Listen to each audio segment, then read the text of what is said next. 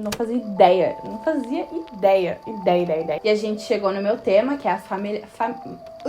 E eu não sou obrigada, não é mesmo? Oi, eu sou a Ani e no vídeo de hoje eu vou te contar como eu tirei 10 no meu TCC de Publicidade e Propaganda. Eu acho que esse vídeo vai ficar um pouco longo, mas eu espero que ajude vocês de alguma forma, né? Seja quem tá passando pelo TCC agora ou quem já tá se preparando aí psicologicamente pro rolê, porque o rolê é brabo. Antes de tudo, foi a primeira e talvez, eu acho, provavelmente a última vez que eu fiz um trabalho dessa magnitude na minha vida. Eu não vou falar como fazer um TCC, eu vou contar o passo a passo do que aconteceu comigo, né? Eu vou contar como foi todo esse processo pra mim, mas não como fazer um TCC, até porque não sei, não é mesmo? Então esse vídeo ele vai estar dividido em partes, eu vou deixar ali na descrição o sumário, né, com o tempo de cada uma delas. Eu vou começar contando, então, a minha experiência com o TCC, o que aconteceu, como ele acontece na minha faculdade, porque de uma universidade para outra o processo pode ser um pouco diferente. Então eu vou contar como foi na minha, como eu fiz, o que aconteceu comigo, sentimentos, surtos, tudo.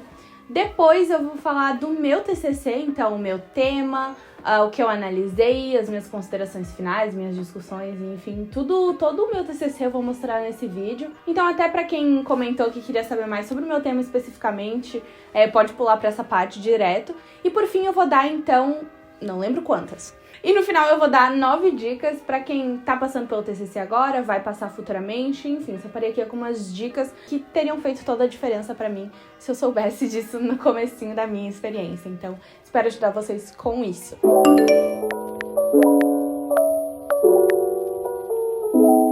Bom, o curso de Publicidade e Propaganda na minha faculdade tem 8 semestres e o TCC ele é no 8º e último semestre, mas no 7º semestre, que é o penúltimo, a gente tem uma matéria chamada pré-TCC ou TCC1, como eu sei que é chamado em outros lugares. E essa matéria é basicamente onde a gente aprende como fazer um trabalho científico de fato, né? Ao longo da faculdade isso não é muito explorado, mas... E aí do nada você chega ali e tem que fazer um TCC, né? Então antes de chegar nesse susto que é o TCC, a gente é apresentado a esse pré-TCC, né? Quem dá essa matéria, no meu caso, pelo menos quem deu essa matéria, foi uma professora que não era orientadora nem nada, era uma professora só dessa matéria. Ela passa toda essa estrutura e todo esse passo a passo do TCC, e ali a gente já vai meio que moldando o nosso TCC e aprende realmente a fazer um. Então é uma etapa bem importante. Então nessa etapa a gente aprendeu ali a fazer pesquisa realmente, encontrar artigos de qualidade e também a definir um problema de pesquisa, porque você não pode simplesmente chegar um dia pra sua professora e falar: bom, eu quero falar sobre o BTS no meu TCC. E daí, minha filha, isso não é um problema de pesquisa. What? Você tem que ter um problema de pesquisa. E ali você aprende, teoricamente, né, a definir esse problema de pesquisa. E é ali que você deixa ele meio que pronto pra quando chegar no TCC não ter todo esse estresse de novo. Bom, Nicole, se no pré-TCC a gente tem um guia, né, ali pra algo mais construído já pra chegar no TCC com alguma coisa pronta, então no TCC é de boa, né, tipo, fica tudo mais fácil? Não, pelo menos comigo não, tá? Teve gente que foi bem de boa, porque não mudou nada no tema, mas eu mudei, então assim, foi surto, atrás de direita, atrás de vixe. Então, pra mim foi complicado, mas eu acho que eu fui meio que exceção, assim. Teve gente que mudou uma coisinha ou outra, eu mudei bastante coisa, então depende bastante, mas de qualquer forma, mesmo se você jogue algo fora, primeiro que o pré-TCC não é quase nada, e segundo, valeu pela experiência e valeu por entender o processo do trabalho, sabe? Então você sabe onde pesquisar os artigos, você sabe como faz uma introdução, você sabe escolher a metodologia. Então, o fato de você já entender como é esse processo facilita um pouco, né? Eu acho que é mais emoção do que razão quando você chega no TCC, porque você entendeu ali como funciona, mas quando o negócio chega na tua cara, assim, tu fica meio, meu Deus, entendeu? Então eu acho que é mais esse surto, assim, emocional do que qualquer outra coisa. Tem um problema, que esse problema é o seguinte: a professora do pré-TCC ou do TCC1, ou professor, enfim, não sabe tudo sobre tudo, entendeu? Então, assim, ela ou ele não vai saber tudo sobre o seu tema no pré-TCC. Então, assim, vai te guiar no sentido de ordem das coisas, construção de um trabalho científico, mas não vai saber se realmente aquilo ali é 100% viável de ser feito, sabe? Você só vai descobrir isso quando você chegar no TCC e dar de cara com o seu orientador ou sua orientadora, que vai falar, tipo, ó, acho melhor a gente fazer de tal jeito, ou acho melhor tu estudar tal coisa. E foi o que aconteceu comigo, né? Eu cheguei pra minha orientadora e ela, tipo, olha, não acho que é tão viável você estudar isso. Daí eu quebrei minha cara. Então, eu mantive o meu objeto de estudo, que era um K-drama, né? Um drama de TV sul-coreano. Então, toda aquela parte introdutória da onda coreana e tudo mais, eu não tive que jogar tanta coisa fora. Mas, mesmo assim, eu ia estudar outra coisa. Então, eu fiquei, acho que umas 2 semanas sem escrever nada. Então, os meus coleguinhas, eles estavam lá na frente já. E eu tava, de novo, fazendo o que eu fiz no pré-TCC, que é ler e ler e ler. Então, eu só tava lendo por umas 2 semanas, coisas pra me basear, porque eu sabia que eu queria estudar um K-drama, mas eu não sabia o que estudar disso, não fazia ideia. Então, com a ajuda da orientadora, a gente encontrou outra forma de estudar K-dramas, e a gente chegou no meu tema, que é a E aí a gente chegou no meu tema, que é a familiarização em um K-drama. E eu vou explicar tudo sobre isso, o que é isso, meu Deus do céu, no minuto lá que eu vou começar a falar do meu TCC, que vai estar na descrição, vai estar aqui no sumáriozinho do vídeo. Vai pra lá se você quer saber só do meu TCC. Eu vou contar aqui o que rolou e, enfim, como eu fiz. Além de eu ter, demorado bastante tempo pra encontrar algum outro tema, ele é diferente dentro do próprio nicho, né? Eu vou dar um spoilerzinho. Mas, normalmente, eu encontrei alguns artigos sobre K-dramas que tinham uma pesquisa com o público e via ali o interesse das pessoas e como as pessoas se interessavam pela cultura sul-coreana e porque é diferente e tudo mais. E aí, a minha orientadora me indicou um livro, que eu falo bastante sobre ele em alguns vídeos, que é do Derek Thompson, que é Hitmakers, como alguma coisa... Hitmakers, o nome do livro. E lá ele fala que as coisas não podem ser completamente diferentes pra gente gostar. Então, tipo, como as pessoas falam que gostam de K-dramas por serem diferentes, se na verdade a gente tem que ter alguma coisa familiar pra conseguir gostar, né? E aí eu queria, assistir um K-drama e ver se existia alguma familiaridade nele pra comprovar essa teoria dele e tudo mais. E eu sabia desde o começo que eu queria assistir o K-drama. Eu quero assistir e interpretar do meu jeito. Então, enfim, como normalmente os TCCs ou artigos sobre K-dramas exploram mais essa parte do interesse do público ser por causa das diferenças e tudo mais, o meu TCC é diferente dentro do próprio nicho, então eu não tinha nada pra me basear, nada. Eu encontrei um ou outro artigo que usava até o livro do Thompson, mas era outras coisas, era mais sobre música. Eu não achei quase nada, assim, de séries. Foi uma loucura, eu tive que pegar, muitas coisas pra me basear, porque daí era uma partezinha de cada artigo que eu ficava isso pode encaixar. Normalmente quando você faz alguma coisa que é muito mais comum de ser feito, e que tem uma estrutura muito prontinha, um autor que te dá exatamente, uma tabela com tais coisas pra você analisar, é muito mais fácil do que você fazer alguma coisa muito fora do comum, que nem eu. Que eu e minha orientadora, a gente teve que fazer o nosso jeito de analisar. A gente que montou um negócio muito doido. Depois de ter definido, então, esse meu novo tema, eu tive que voltar pra fundamentação teórica, que eu já tinha começado no pré-TCC. Algumas coisas eu mantive, principalmente sobre a onda coreana, mas eu não tinha escrito muito sobre ela no meu pré-TCC, porque não era muito foco. Então, eu tive que escrever muita coisa.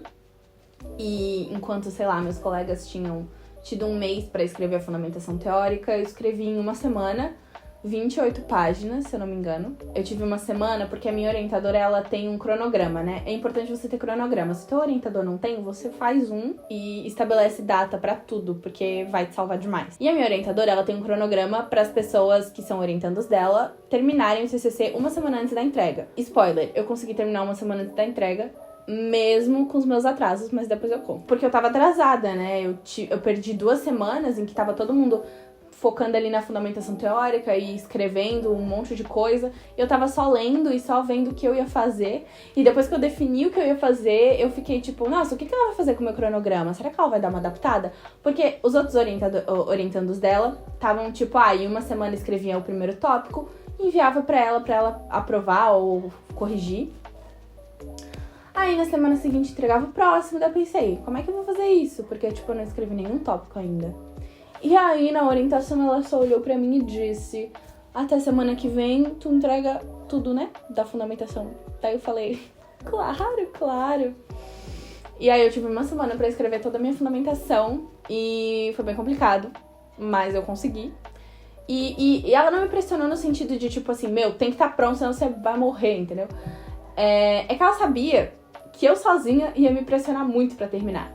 E se eu não terminasse também não seria um problema. Atrasos no meio do TCC não são um problema, calma. Mas eu me pressionei bastante a terminar, então eu acabei conseguindo. E aí eu enviei pra ela e tiveram algumas correções, sempre tem, principalmente de ABNT, né? Eu tenho um negócio que eu releio, vício de leitura, né? Tu relê 30 vezes a mesma coisa, tu não encontra o erro. Aí ela vai lá e encontrava, graças a Deus, né? Depois da fundamentação, a gente reestruturou os meus objetivos, né? Porque daí tem um objetivo geral, que é basicamente teu problema de pesquisa, e aí tu destrincha ele em mais alguns objetivos específicos. E depois a gente foi pra metodologia, que foi um pouco complicado. E nesse meio tempo, ela já tinha corrigido a minha fundamentação teórica, porque não tinha muitos erros. Mas eu não queria voltar pra fundamentação, porque, cara, em uma semana eu escrevi muita coisa. E eu não queria voltar pra aquele desânimo, porque eu fiquei bem desanimada no final, cansada mesmo. Então eu não queria abrir o e-mail e abrir minha fundamentação, reler tudo que eu escrevi. Vai que tinha umas coisas muito loucas lá no meio, aí eu vou ficar desanimada. Aí eu larguei a minha fundamentação, corrigi bem depois. Fui pros objetivos, né, metodologia, a gente, como eu falei antes, a gente não tinha, tipo, uma fórmula muito bem definida, né? Eu ia usar a análise de conteúdo de Bardin, só que não tem uma estrutura muito pronta, né? Eu não sabia exatamente como eu ia fazer isso, então a gente meio que foi fazendo uma estrutura do nosso jeito. Eu até fiquei um pouco atrasada nessa parte da metodologia, porque nem a minha orientadora sabia direito como a gente ia fazer aquilo, então foi um tempinho meio perdido, então demorou um pouquinho, mas logo a gente definiu, e depois eu vou falar também como ficou essa metodologia. E aí, depois de definir os objetivos e definir a metodologia, eu iria para a famosa análise. Como eu falei antes, eu sabia desde o começo que eu queria assistir o K-drama, tirar minhas próprias conclusões, interpretar do meu jeito, sempre quis fazer desse jeitinho, né? E foi assim que eu fiz. E eu vou falar um pouco de uma forma mais superficial como eu fiz minha análise, porque depois eu mostro. Mas eu basicamente peguei True Beauty, né, que é o drama que eu estudei. E eu peguei os 2 primeiros episódios, porque assim, True Beauty, cada episódio tem 1 hora e pouca de duração. E eu não sou obrigada, não é mesmo? Então eu queria, tipo, um jeito de só assistir o piloto. Mas aí eu vi que no piloto o Sojun não aparecia ainda e ele é um dos personagens principais. Daí eu incluí o 2º episódio nessa análise. No fim não fez diferença nenhuma ele ter aparecido ou não, porque... Enfim, eu achei que ia fazer diferença, não fez, mas enfim, pelo menos eu vi os 2 episódios e tirei mais coisas. Mas foi basicamente isso, eu assisti os episódios várias vezes e fui retirando ali, então, os elementos familiares, né, que eu mencionei antes. Eu vou mostrar quais são na próxima parte do vídeo. Aí depois de, eu acho que umas 2 semanas, 3... no máximo, eu enviei a minha análise para a orientadora e depois da análise a gente discute os resultados. E esse momento de discussão de resultados é quando você pega o que você analisou e conversa com o que você trouxe na fundamentação teórica, né? E depois você vai para as considerações finais, que é um resumão de tudo. E aí depois de fechar as considerações finais, eu acho que antes disso até eu tinha voltado para a fundamentação e alterado as coisas. Acho que no meio da análise, quando eu tava dando umas procrastinadas na análise, aí eu voltei pra fundamentação, acho que eu fiz isso. Ah, outra coisa que eu fui fazendo, e que não acho ruim de fazer, pra mim foi muito bom, é que tipo, sei lá, eu não tava mais afim de fazer análise hoje, mas eu ainda queria mexer no TCC, ainda tinha um tempinho ali pra eu mexer no TCC. Aí eu ia lá nos agradecimentos, foda-se, quem precisa fazer os agradecimentos com antecedência? Ninguém. Mas eu ia lá e começava meus agradecimentos aleatoriamente, e foi assim. Então eu não tinha muita coisa que fazer do zero. O que eu tive que fazer do zero, depois das considerações finais, foi o resumo, que daí tem ele em inglês também. E aí a introdução eu tive que alterar porque tava horrível. E daí teve os agradecimentos, a dedicatória e tudo mais. E essa foi basicamente a ordem dos acontecimentos. E enfim, também teve... Eu acho que eu tava no meio da análise quando a minha cachorrinha faleceu. Então eu fiquei também ali uma semana... foi uma semana sem fazer nada da análise, porque eu não conseguia fazer nada. foi bem ruim, assim. Mas mesmo com esses percalços ali no meio do caminho, eu consegui fazer, então vai dar tudo certo, gente. E eu acho que uma mentalidade que eu tive muito no meu TCC e que eu acho que é importante é de tipo, foda-se, eu só vou terminar essa merda. Fiquei uma semana muito mal e eu me dei o direito de ficar mal. Mas uma semana depois eu peguei e falei assim, eu vou terminar esta desgraça. E é isso. Aí você vai lá e termina, entendeu?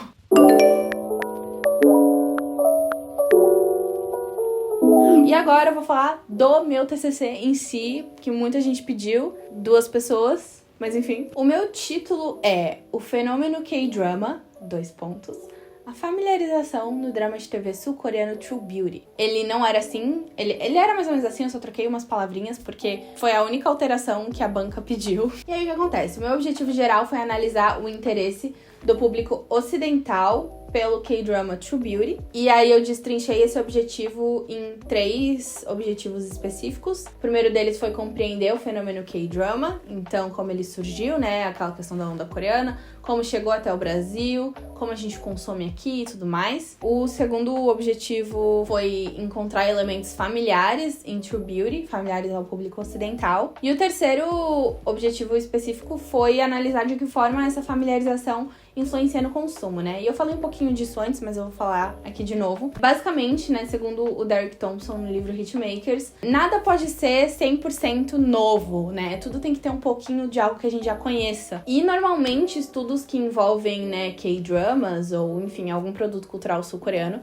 e principalmente os que fazem pesquisa com o público, né, normalmente são retirados comentários como eu gosto porque é diferente, né? Isso é uma mentalidade que eu tinha, inclusive. Mas não pode ser completamente diferente, porque se fosse completamente diferente, a gente não conseguiria gostar, sabe? Meio que é do ser humano isso, é psicológico. Então eu queria assistir um K-drama e encontrar esses elementos familiares em um K-drama pra realmente confirmar, tipo, tem algumas fontes de reconhecimento pro público ocidental em um negócio oriental. É basicamente esse o rolê do meu TCC. O Thompson, ele fala bastante de músicas e de filmes também, que nada é feito do nada, tudo é baseado em alguma coisa que já existe. Enfim, foi mais ou menos nessa vibe. E eu escolhi True Beauty porque True Beauty deu bastante discussão nas redes sociais, principalmente por causa do triângulo amoroso, porque True Beauty não tá disponível na Netflix e o Viki lá, nem no Viki, porque, sei lá, dá de ver 3 episódios, depois tem que usar aquele Viki Pass lá. Eu nem lembro que site que eu usei, mas eu assisti por um fansub aleatório, não lembro qual é o nome. Então, assim, ele não é de tão fácil acesso pra gente, né? Claro que a gente tá um pouco acostumado a usar esses fansubs, mas mesmo assim, a Netflix, ela populariza muitos K-dramas, né? Agora que ela tá produzindo os próprios e gente que nunca viu K-drama na vida tá começando a assistir na Netflix porque ela populariza muito realmente. E como o True Beauty não tá lá, e no Viki tem todo aquele rolê do Viki Pass, aí eu ficava tipo, fez sucesso aqui mesmo assim, sabe? Então eu queria entender um pouco disso também, porque como o Thompson fala, essas fontes de reconhecimento em alguma coisa, elas geram um conforto pra gente, sabe? Tipo, e isso é uma coisa que eu estudei bastante na minha fundamentação que a gente percebe, eu percebia muito no K-pop e eu não tinha percebido ainda em K-dramas, que é tipo, falas em inglês aleatórias no meio de uma fala em Hangul, assim, do nada uma palavra em inglês.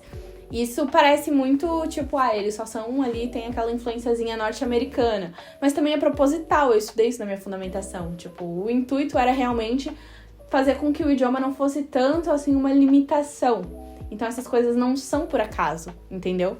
Então eu queria encontrar essas coisas que não são por acaso em True Beauty. Então essa é a estrutura do meu TCC, de acordo ali com as normas da ABNT e com a capa, tudo certinho, de acordo com como a minha faculdade faz, né? Aí, antes de entrar no TCC tem várias coisas, né, na fundamentação teórica. Então a gente tem a dedicatória. Dedicatória é opcional, agradecimentos também são, se eu não me engano, são opcionais. Mas eu quis fazer porque é meu jeitinho, eu gosto de escrever pros outros. Então eu fiz a dedicatória pra minha cachorrinha, que faleceu até no meio do processo do meu TCC.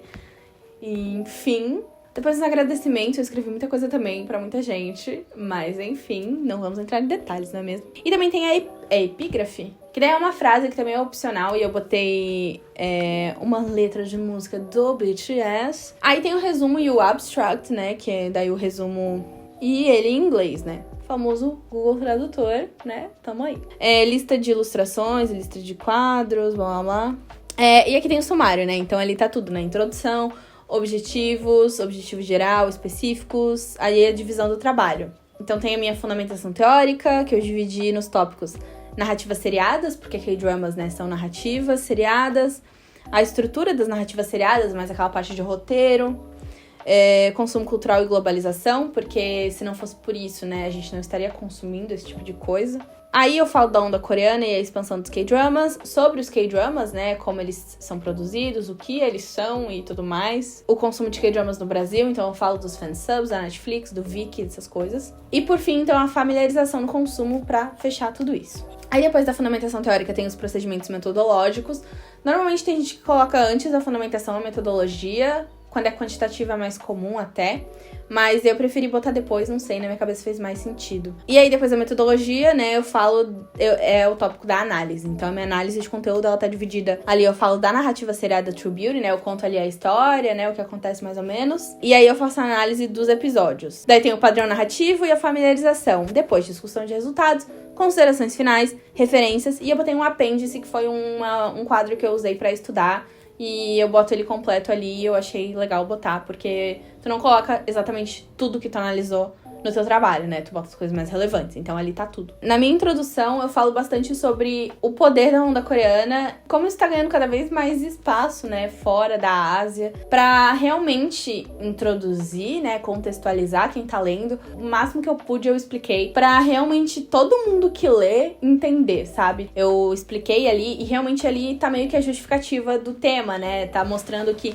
eu tô estudando isso porque é um negócio muito importante e muito grande hoje em dia, e tá ganhando cada vez mais força e tá existindo cada vez mais pesquisa sobre isso.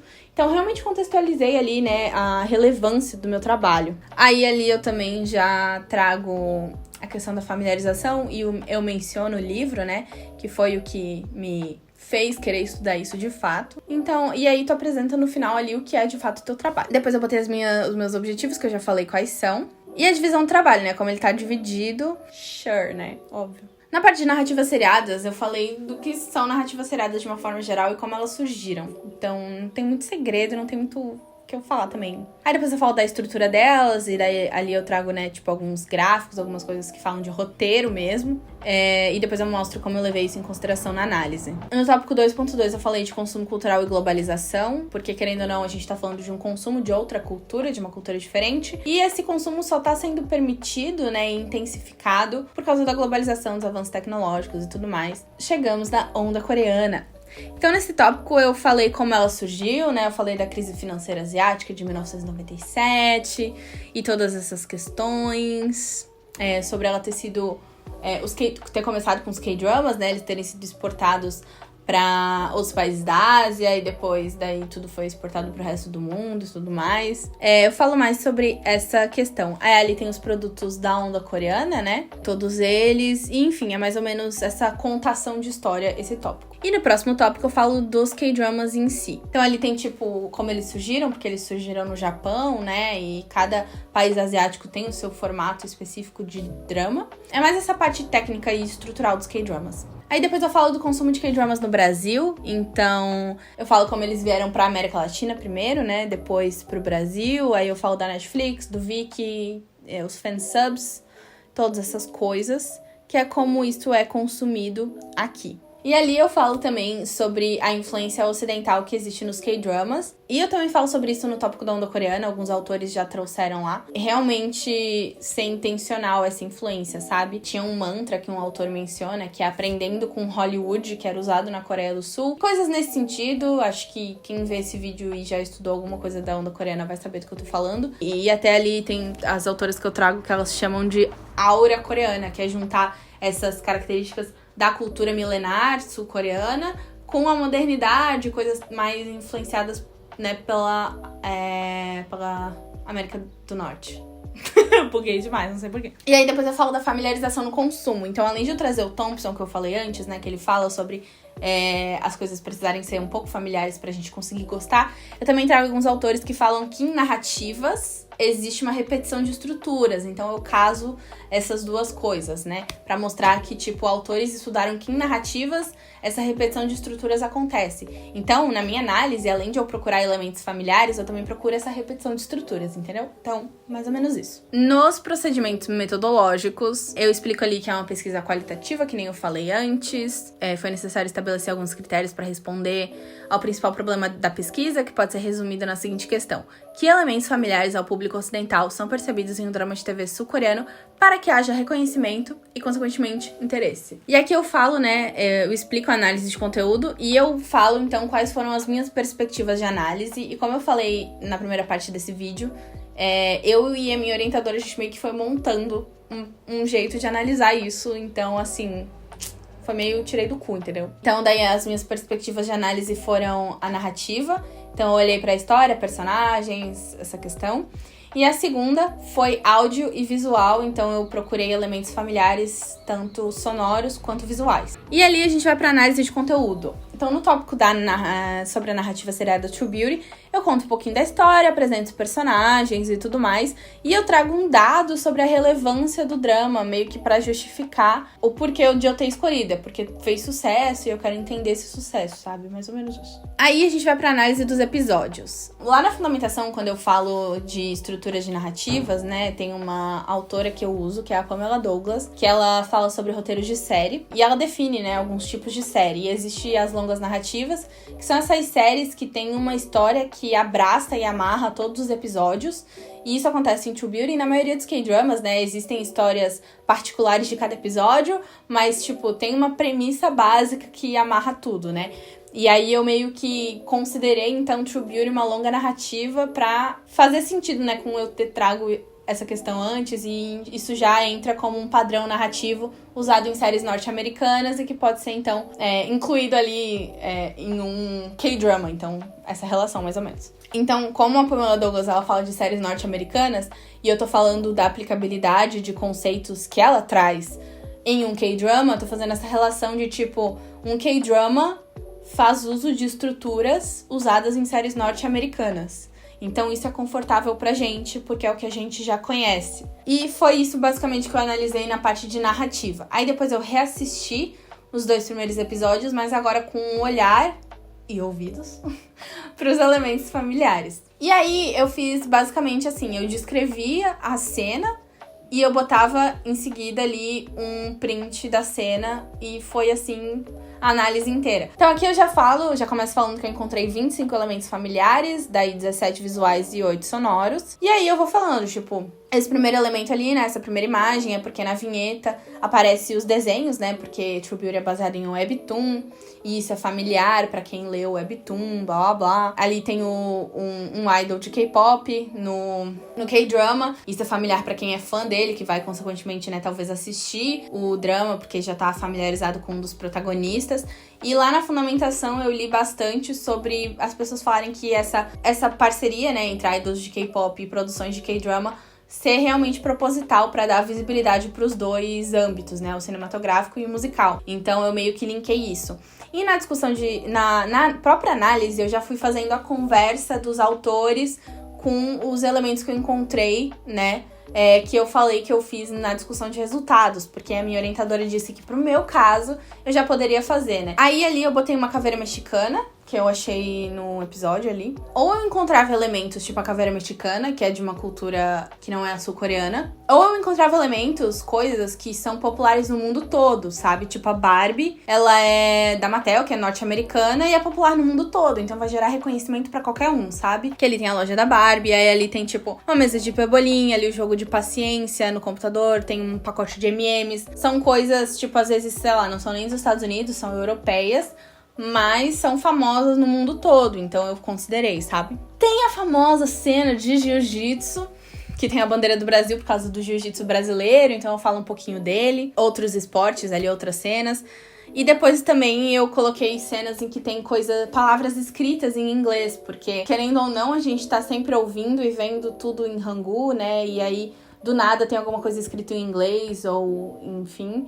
Isso não acontece em muitos momentos, nem em muitos K-dramas, mas eu considerei essas cenas também. Tipo, ali tá escrito Cloud9, ela tinha uns adesivos na cabeceira com coisas em inglês, a camisa dela tinha uma coisa em inglês escrito, e enfim. Então eu fui considerando essas coisas também. Pros elementos sonoros, eu fiz uma tabelinha com o episódio, né, o tempo, o contexto e a descrição ali do que é dito, né, ou do que é cantado em inglês. Tem algumas frases, e aí eu botei também a OST, que é I'm in the Mood for Dancing, que é toda em inglês, e aí eu vi também que é um cover, né, de uma outra banda, então, enfim. E também é cantada por uma idol, então existe reforça aquela parceria, também é toda em inglês, enfim. Todas essas características eu fui botando tudo ali, e é isso.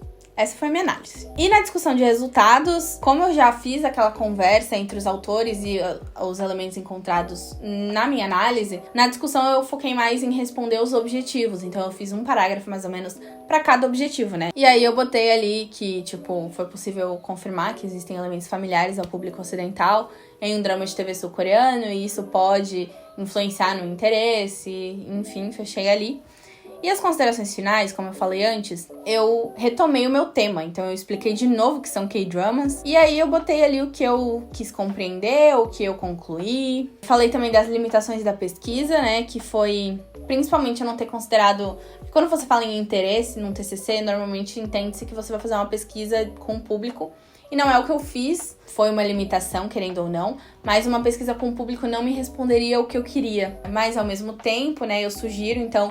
para pesquisas futuras, essa validação com o público realmente, para ver se surte realmente esse efeito de conforto, essa quebra que eu falo, que o Thompson propõe, né? Fazer essa pesquisa com o público, porque eu queria realmente só assistir o K-drama e tirar minhas próprias conclusões, e foi o que eu fiz.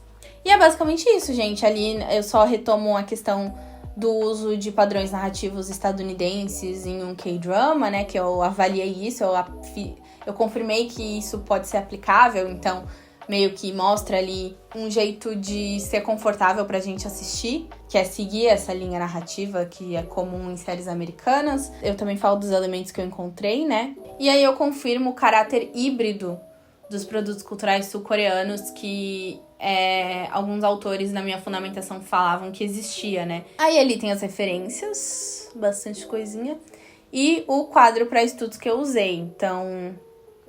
ali tá o quadro dos elementos visuais e sonoros, e aí eu, tipo, tenho o episódio, o tempo, o contexto, o tipo, né, visual, sonoro, a descrição, e daí o autor, né, tipo, essa cena, esse elemento vai ao encontro do que o fulano falou, sabe? Mais ou menos isso, pra me guiar também quando eu for escrever sobre, porque primeiro eu fiz essa tabelinha, e aí só depois que eu fui, né, escrever tudo bem bonitinho.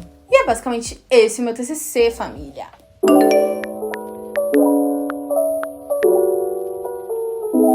E depois de tudo isso, eu vou te dar agora as 9 dicas para um TCC tranquilo, ou nem tanto, mas é sobre isso. A primeira dica é bem clichê, mas é muito verdade. Tipo, muito, faz toda a diferença. Que é escolher um tema que você goste ou que você tenha alguma afinidade. Isso faz toda a diferença, porque TCC não é divertido, não é legal. Você vai cansar. Mesmo que seja algo que você goste, você não vai mais aguentar. É muito melhor você fazer uma coisa chata sobre uma coisa que você gosta, entendeu? Porque assim, eu lia, tipo, cansada, exausta, mas eu tava lendo sobre K-drama, entendeu? Tipo, é uma coisa que eu gosto.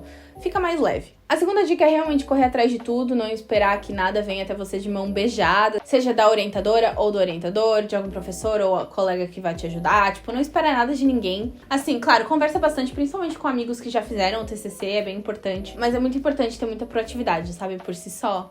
E é só aquela vez ali, sabe? Então faz valer. A dica 3 é sobre a fundamentação teórica. Se você não sabe pra onde ir, isso aconteceu comigo, eu não fazia ideia pra onde eu vou, o que eu escrevo, como eu escrevo, eu sugiro fazer um sumário hipotético. Eu fui fazendo só os tópicos, tipo assim, tópico 2.1 é tal coisa, 2.2 é tal coisa. Aí dentro do 2.2 eu faço 2.2.1, que vai ser sobre tal coisa. e vai conversando as coisas, sabe? E seguindo ali aquela linha de raciocínio pra ver se tudo faz sentido. E valida com teu orientador ou orientadora antes de escrever qualquer coisa. Vai ficar tudo muito mais fácil. A dica número 4 é: a maioria dos orientadores perguntam se você quer tirar 10 ou se você só quer passar. E eu queria muito tirar 10, então por isso aconteceram aquelas cobranças que eu mencionei antes, porque eu realmente queria tirar 10. Mas não sugiro, porque assim, a minha saúde mental ficou completamente desgastada durante o TCC por causa de tudo isso. Então, se você, tipo, fala que só quer passar ou, tipo, quer um trabalho bom, mas assim, vamos com calma, fica tudo muito mais leve. De qualquer forma, é aquele clichê. Essa nota não vai mudar bosta nenhuma na sua vida, então, peace. A dica 5, eu queria muito falar pra Nicole de alguns meses atrás, que é: você não precisa mexer no seu TCC todos os dias. Eu fui entendendo isso mais pro final do processo, só que no final do processo tem todo aquele rolê da pressão da entrega, então não tem como você não pensar no seu TCC todos os dias. Mas mais pro começo, quando você tá escrevendo as coisas, mano, calma. Separa tipo uns 3 dias, algumas horinhas por dia pra mexer e é isso. E matou, entendeu? Tá suave. Porque todo dia eu mexia, todo dia tinha uma brechinha de tempo livre na minha agenda. Eu falava, vou abrir o meu TCC. Às vezes eu nem escrevia nada, eu só ficava encarando ele assim umas 2 horas. E, mano, não, sabe? Você pode descansar, ninguém vai morrer por isso, entendeu? A dica número 6 é seguir a conta TCC Suave no Instagram. Aquele merchanzinho de graça. Mas, coincidentemente, ela tem o mesmo nome que eu. É Nicole, o nome dela. E ela me ajudou muito, pra você ter noção, assim, tipo... A minha orientadora me ajudou muito, obviamente, porque ela é minha orientadora. Mas fez toda a diferença seguir esse Instagram. Ela tira muitas dúvidas que, às vezes, assim... Sei lá, a tua orientadora tá mó ocupada e tu vai fazer uma pergunta mó idiota. E lá tem um post sobre tudo, sabe? Então, às vezes, em vez de perguntar uma coisa idiota pro orientador, eu ia lá e olhava o Instagram dela e tava lá a resposta. E ela tem muitos posts, muitos stories, muitas coisas sobre tudo que você precisa saber sobre um TCC. Então, eu indico super esse Insta. Tem alguns outros que falam sobre isso. Tem vários, na verdade. Mas o dela me ajudou super. Inclusive, ela e tem outros Instagrams também, que se você mandar um direct pra ela, ela te indica. Fazem revisão e formatação de TCCs. Então, assim, se você tem zero noção de ABNT e também nem quer aprender, nem tudo está perdido. Tem gente que formata. Então, assim, calma. A dica número 7 é não se compare. E isso é uma coisa que eu fiz o TCC inteiro. Desde o pré-TCC eu fiz isso. Não faz, pelo amor de Deus. É muito difícil não fazer, mas não faz. O seu trabalho não tem nada a ver com o da fulaninha, sabe? Respeite seu tempo, respeite o tempo dela. Respeita o tamanho do trabalho dela, o tamanho dos seus. Coisas completamente diferentes. Calma. E a 9ª e última dica foi uma coisa que me salvou demais. Que só me foi dito na finaleira. E se você tá no comecinho, vai deixar tudo muito mais leve. Uma amiga minha me disse e fez muita diferença pra mim. Tipo, tirou um peso de 10 quilos das minhas costas. Que é, você não precisa solucionar todos os problemas do mundo com o seu TCC. Tipo assim, você não precisa revolucionar nada, tá ligado? Se o seu TCC tá redondinho, tem os objetivos ali, você responde os objetivos bonitinho, problema de pesquisa bonitinho, é isso. Um grande beijo, forte abraço, não precisa de mais nada. Teve alguns momentos que eu me questionava, assim, nossa, mas meu TCC parece tão pequeno, parece que eu não faço... O que é um TCC no mundo, assim? E a minha amiga falou, nada, realmente. Ele não é nada, é só um trabalho, gente. Tipo assim, o TCC é uma coisa muito pequena, sabe? Isso é uma coisa que a gente não entende, porque falam pra gente do TCC como se fosse um capeta, e realmente é um pouco. Pra quem nunca teve nenhuma experiência de trabalho científico na vida, realmente o TCC é um bicho de 7 cabeças. Mas pro mundo, ele não é bosta nenhuma, então assim... Você não precisa revolucionar nada, sabe? Então não se cobre tanto e calma, relaxa. Vai dar tudo certo. E é isso, gente. Eu espero ter ajudado alguém de alguma forma. E se você quiser mais vídeos desse tipo, ou sobre essas temáticas mais de faculdade, trabalhos acadêmicos, TCC, apresentações de trabalho, qualquer coisa do tipo, só comentar aqui embaixo. Valeu e até a próxima!